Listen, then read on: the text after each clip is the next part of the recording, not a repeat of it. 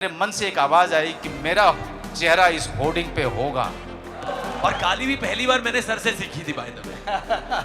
अगले family man के season में मैं बाप चौथ बोलने वाला हूं।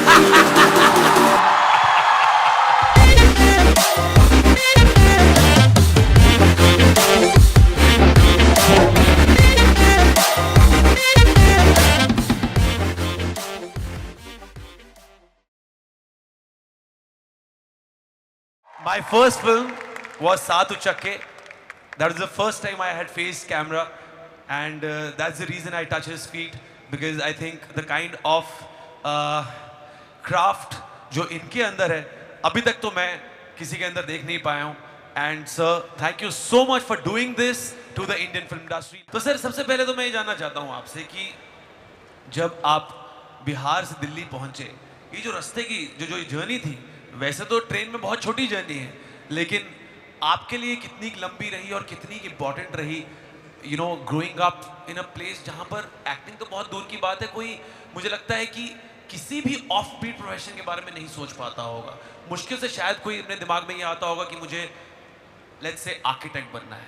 कोई भी क्रिएटिव फील्ड वहाँ पे होनी उस जमाने में मुश्किल होती होगी. सो आई वांट टू नो कि कहाँ से स्टार्ट हुआ सर. देखिए, सबसे पहले आप सबको नमस्कार. Thank you very much. Thanks a lot for so much love and admiration that all of you guys have been showing over the years. To answer your question, मैं सिर्फ इतना कहना चाहूँगा कि जो आजकल जो हालात हैं वो काफ़ी सुधरे हुए हैं. मेरे गांव से एक बस भी नहीं आती थी आसपास के शहर तक, तो वहाँ तक आने के लिए आपको 10 दिन पहले से प्लान बनाना पड़ता था कि उस शहर जाना है. हमारे गांव के लोग अमूमन उस शहर नहीं जा पाते थे.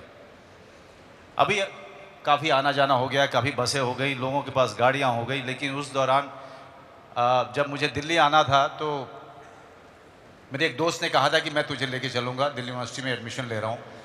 मेरे बाप ने कहा कि भैया मैं तो, मेरे पास पैसा नहीं है, तू देख ले यार, तुझे जो करना है. मेरे पास 6 बच्चे हैं. मैंने कहा हो जाएगा, कर लूँगा. वो उम्र ऐसी होती है, 17 साल की उम्र. और 4 दिन से मैं किसी से मैं रिक्वेस्ट कर रहा था कि यार मुझे जो है कम से कम शहर तक पहुंचा दो, वहाँ से बस मिलेगी तो मैं दूसरे शहर तक चला जाऊंगा. पहली बार मैंने एक बड़ा शहर देखा था, मैं दिल्ली. ITO, आपको पता है ITO? एब्सोल्युटली. पता नहीं दिल्ली के कितने लोग हैं, ITO पता होगा. ITO के पुल के ऊपर जब ट्रेन रुकी थी तो मैंने एक होर्डिंग देखा था, और पता नहीं मन में क्या खुराफात आया. मेरे मन से एक आवाज़ आई कि मेरा चेहरा इस होर्डिंग पे होगा. I still remember that. Today I can say it was एक फुलिश इमेजिनेशन था. मुझे नहीं पता था कि ये यात्रा बहुत लंबी होने वाली है. I never knew this. That's how I came to Delhi. मैं जब दिल्ली पहुंचा तो मुझे एडमिशन मिला था रामजस कॉलेज में, और मेरा मन कर रहा था थिएटर करना है, क्योंकि इसके लिए मैं आया हुआ था. मैं ग्रेजुएशन करने आया नहीं था.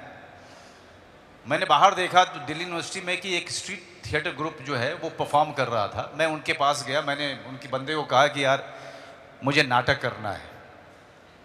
और टू माई सरप्राइज उन्होंने एकदम से कहा कि अरे ये ख़त्म हो जाए तो नाटक, उसके बाद चलो हमारे साथ रिहर्सल करो.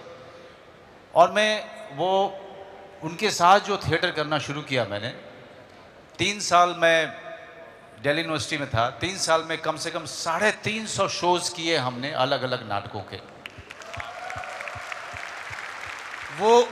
वो एक ऐसा समय था जब मैंने बिहार के अलावा पंजाब, वेस्टर्न यूपी, हरियाणा, दिल्ली, इन सब जगहों को देखा, उनके कल्चर को देखा, और बहुत सीखा. मैंने बहुत ज़्यादा सीखा उनके बारे में. और साथ साथ मैं थिएटर हिंदू कॉलेज के लिए, रामजस कॉलेज के लिए करता रहा.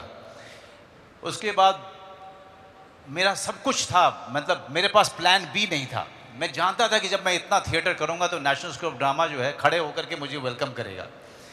और जब मैं एडमिशन के लिए मैं गया, रिजेक्शन हुआ. 1 महीने तक मैं सोच नहीं पाया कि मैं क्या करूं. I was in a very bad shape. मैं मेंटली जो है, मैंने पहली बार मुझे लगा कि इतना वर्थलेस है, मतलब ज़िंदगी इतनी वर्थलेस है. 1 महीने के बाद फिर से मंडी हाउस जाना, फिर वहाँ पे लोगों के साथ वर्कशॉप करना, लोगों को ढूंढना, किताबें पढ़ना। मैंने वहाँ के सारी लाइब्रेरीज की इतनी किताबें पढ़ी मैंने उस दौरान में, ये सोच करके कि शायद इससे हेल्प होगा। देन बैरी जॉन मिल गए। बैरी जॉन मेरे ज़िंदगी में एक भगवान की तरह आए थे, क्योंकि जब मैंने उनके साथ काम करना शुरू किया तो उन्होंने कहा कि तुम मेरे असिस्टेंट भी हो जाओ और तुम नेशनल स्कोप ड्रामा मत जाना यार। मैंने कहा क्यों? यार तुम खराब हो जाओगे वहाँ पे। तो वो कहते रहे, लेकिन उनके साथ मैं काम करता रहा और उनके कारण मेरी ज़िंदगी में जितना बदलाव आया है, मेरी सोच में जितना बदलाव आया है, उसमें बैरी जॉन का सबसे बड़ा योगदान रहा है। तो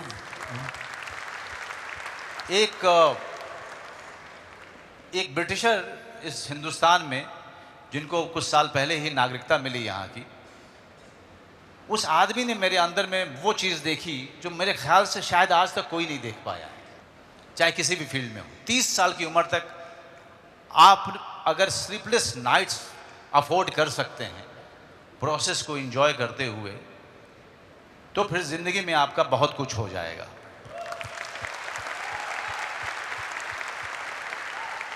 और शायद इसी वजह से मैं मुंबई शहर नहीं आया था, क्योंकि मुझे पता था कि यहाँ पर जगह नहीं है हम लोगों के लिए, हमारे जैसे चेहरे के लिए, हमारे जैसे कद काठी के लिए जगह नहीं है।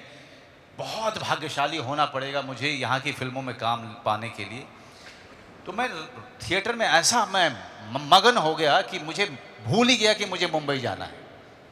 मैं लगातार काम करता रहा और बैंडिट क्वीन जब हुआ मेरी ज़िंदगी में, तब तक एक्ट वन ग्रुप भी बना चुके थे हम लोग। That was doing very well. 4 bar reject भी हो गया था नेशनल स्कोप ड्रामा से, सब कुछ हो चुका था। बैंडिट क्वीन के बाद 50,000 रुपये मिले थे और सौरभ शुक्ला ने कहा कि चलेगा। मैंने कहा कहाँ? मुंबई। मैंने कहा कैसे? उसने कहा मैं जा रहा हूँ पश्चिम एक्सप्रेस से, चलेगा? मैंने कहा चल।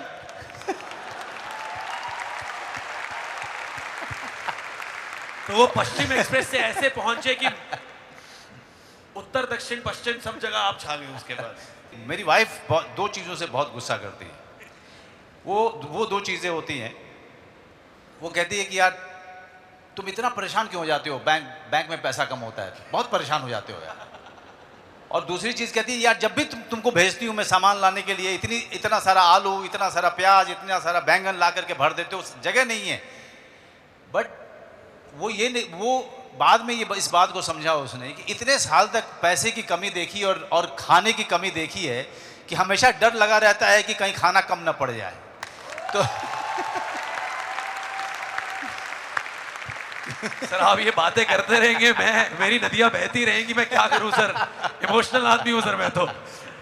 बट बिकॉज ये बार बार जब मैं ये बात सुनता हूं ना, ऐसा नहीं है कि मैंने सर के बाकी इंटरव्यूज नहीं देखे हैं। मैं सर के साथ 6-8 महीने बिता के हटा हूँ साधु चक्के के दौरान, और जब मुझे पता चला कि I am supposed to come and moderate his session, मैं सच बता रहा हूँ सर आपको, I just went back to your vanity van साधु चक्के के दौरान जब पहली बार मैं सर को मिला। उससे पहले वर्कशॉप्स हुई। ये जर्नी जाननी सबके लिए बहुत इंपॉर्टेंट थी, बहुत ज़्यादा। आई थिंक ये जो लाइफ की सर हार्डशिप्स हैं वो स्क्रीन पे नज़र नहीं आती है कई बार। वो ऑनेस्टी ज़रूर नज़र आती है, लेकिन उस ऑनेस्टी के पीछे 20-30 साल लगे हैं, वो नज़र नहीं आती है। सर आप जब सौरभ शुक्ला सर के साथ बॉम्बे पहुँचे तो मैं जानना चाहता हूँ कि सर वो चाहे वो छोटा रोल हो बैंडिट क्वीन में, फिर चाहे वो सत्या हो, वो जब आपके पास पहुँची तो जैसे आप बोल रहे हैं कि उस टाइम पे पैसे नहीं थे खाने को और उसके लिए 50,000 रुपये मिले, पश्चिम एक्सप्रेस पकड़ के बॉम्बे पहुँच गए। तो उन दिनों यहाँ आप किसके साथ रहे और किससे आपने अगर कुछ सीखा पर्सनल फ्रंट पे, प्रोफेशनल फ्रंट पे, तो वो कौन था? उसके बाद मैं आपसे पूछना चाहूँगा कि आपकी सबसे फेवरेट फिल्म इन सब में से कौन है? अभी वो आंसर मत कीजिएगा, मैं आता हूँ उसका सर। वो मैं जल्दी बता देता हूँ, नहीं तो ये लोग भगा देंगे, कहेंगे सर मुझे से पूरा दिन कम पड़ जाएगा आपकी बातें करके, पूरा दिन। इसीलिए मैं जल्दी बताना चाहता हूँ। यहाँ जब हम पहुँचे थे तो हमने एक दोस्त के घर पे 5 दिन रहे, विनीत कुमार उनका नाम है, और बहुत ही जिगरी आ रहे हैं हमारे। और उसके बाद DN नगर जो पूरा एरिया है वो चौल हुआ करता था, वहाँ पर हमने एक छोटा सा कमरा लिया। उस कमरे में शुरू में मैं और सौरभ शुक्ला थे, और ठीक 1 हफ्ते के बाद 8 और लोग आ गए। वो 8 सारे स्ट्रगलर वहीं पे आ गए। उनको लगा यहाँ तो रहने की जगह है, तो वो सब आ गए। मैं जब जाता था तो 4 लोगों को छोड़ के जाता था सोता हुआ। जब वापस आता था तो 8 लोग दारू पी रहे होते थे वहाँ पे।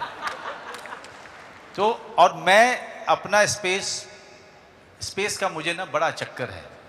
तो मेरी अपनी चादर लगी रहती थी और वो बक्सा जिसका जिक्र मैंने किया था, वो बक्सा मेरे सिरहाने रखा रहता था। और मैं उन सबको डांटता था कि सब तुम लोग कहीं और बैठो, यहाँ मत बैठो यार। तो वो कहते थे यार यहाँ के बाद कुछ 1 इंच की जगह बचती है इस कमरे में और कहाँ बैठेंगे हम।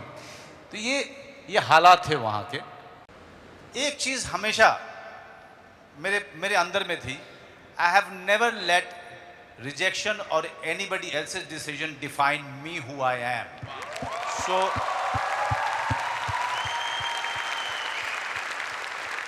अब यहाँ पर लोग होंगे जिन्होंने नाम सुना होगा बैंडिट क्वीन का, शायद नहीं देखी हो कुछ लोगों ने, क्योंकि कुछ कॉलेज के बच्चे भी हैं, उनके शायद फिल्मोग्राफी में वो चीज़ नहीं बैठती होगी शायद अभी तक। जब वो फिल्म स्कूल ज्वाइन करेंगे तब शायद जाके देखेंगे।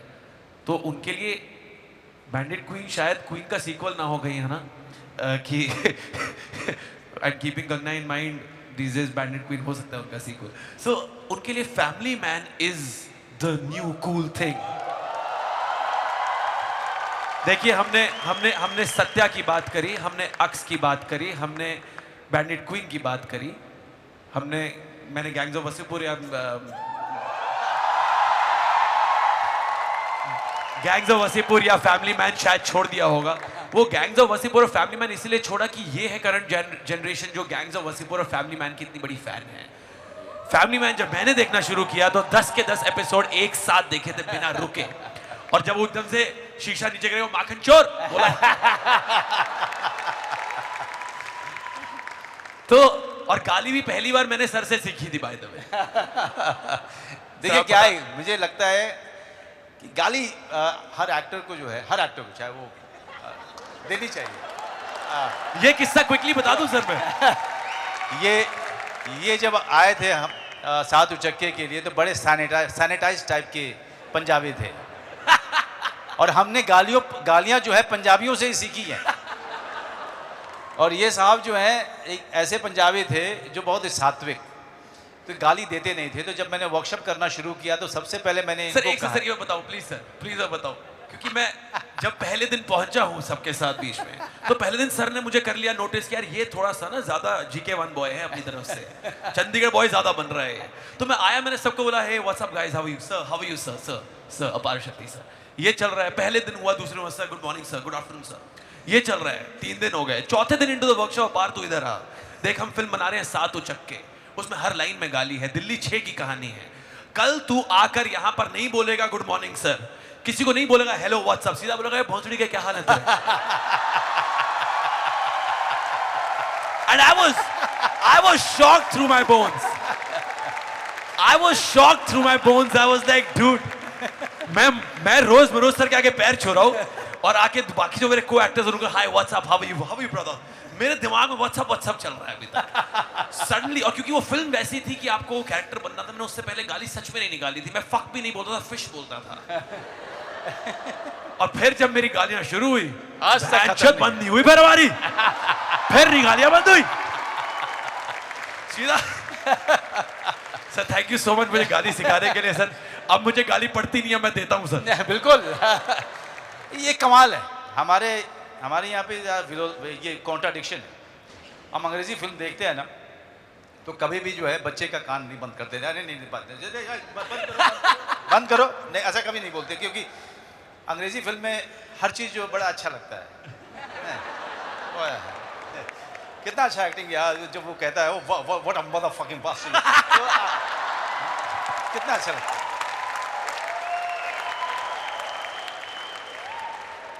लेकिन जैसे ही हम लोग जो है इधर क्या बे भोसड़ी के हैं तो यहाँ पे बुरा मानते हैं। यहाँ पे लोग कहते हैं कि यार तुम बिगाड़ रहे हो, हमें जो बिगड़े हुए हैं उनको क्या बिगड़ना है। हमारे समाज में आप कहीं भी जाइए, मैं आपको सच में बताऊं, मेरे बच्चे ने गाली स्क्रीन पे नहीं सुनी कभी। उसने पहली बार हमसे जो गाली का मतलब जाना था, ये पूछा था कि ये वर्ड का क्या मतलब है, वो उसने सब्जी मार्केट में सुना था। जी। तो ये कहना कि सिनेमा में और इसके कारण कुछ चीज़ें खराब, अरे ये तो आम भाषा है। आप बनारस चले जाओ साहब, आप में से कितने लोग बनारस गए? अरे बहुत सारे सर, बहुत लोग हैं सर ये तो। अब ये मुझे बताओ कि कोई आदमी बिना भोसड़ी के बोलता है वहां पे? कोई आदमी नहीं बात करता है, कोई नहीं बात करता है। मैं गया हुआ हूं, वो जो गाली है वो उनके कल्चर का हिस्सा है, वो उनकी बातचीत का हिस्सा है। तो अब ये डिपेंड करता है कि आप बोलते कैसे। भाई गाली नहीं लगनी चाहिए, तभी तो एक्टर है। क्या बात है ना?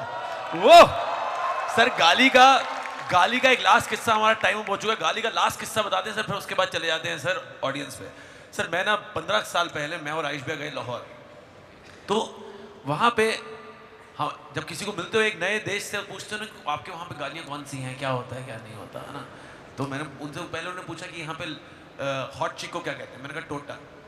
अच्छा, तो मैं कहा आपके वहाँ कहते हैं? कहते बच्चियाँ। मैंने कहा बच्चियाँ, पागल हो गए। उसके बाद फिर मैंने पूछा उनसे, अच्छा यहाँ पे सब भैंचोद बोलते हैं? कहते बिल्कुल बोलते हैं भैंचोद। मैंने कहा अच्छा।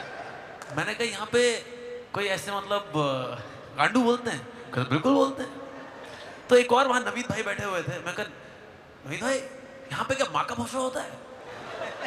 तो उनके पीछे बैठे, वो कहते बिल्कुल होता है माँ का भोसड़ा। पीछे एक अमजद भाई आए पीछे से, कहता नवीद साहब हमारे यहाँ पे माँ का भोसड़ा होता है क्या?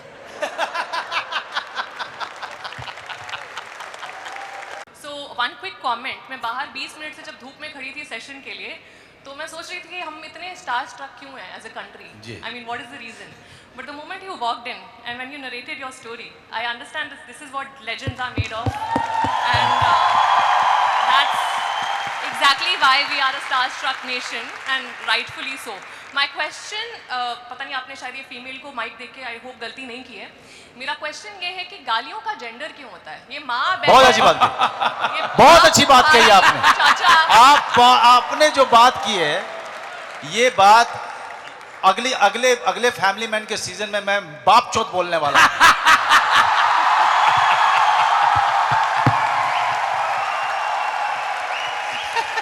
बिल्कुल सही कहा आपने, वो बिल्कुल सही कहा आज के परिवेश में ये बहुत वैलिड क्वेश्चन है। नहीं, सालों से मेरा बहुत सवाल ही था। बढ़िया है। और ये सवाल आप जैसी महिलाएं उठाते रही तो ये जो मर्द जात है वैसे ही 70% अपनी औकात में आ चुका है।